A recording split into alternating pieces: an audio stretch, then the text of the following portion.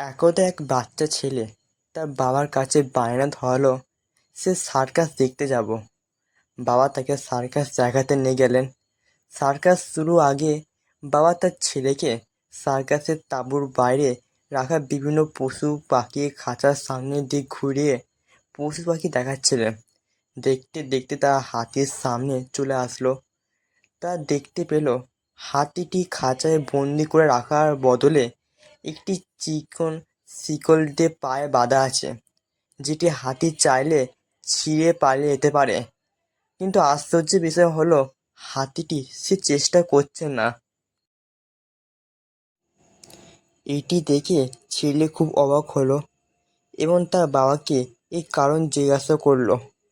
বাবা হাতি রক্ষণাবেক্ষণকারীদের ডেকে এই কারণ জিজ্ঞাসা করলেন। তারা উত্তর দিলেন, যখন এই হাতিগুলো অনেক ছোট ছিল তখন আমরা তাদের এই সাইজের শিকল দিয়ে বেঁধে রাখতাম। সে সময় তারা তার ছেলে অনেক চেষ্টা করত এবং ব্যর্থ হতো।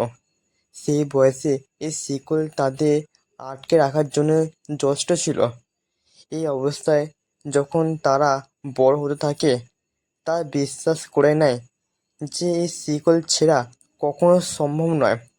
তাই এখন তারা এই শিকলের চেয়ে অনেক বেশি শক্তিশালী হলেও তার বিশ্বাসের কাছে তা বাধা পড়ে আছে এবং তা ছিঁড়তে চেষ্টা করে না। সফল হওয়ার ক্ষেত্রে প্রথম ধাপ হলো একটি মনে প্রাণে বিশ্বাস করা যে আপনি সফল হবেন।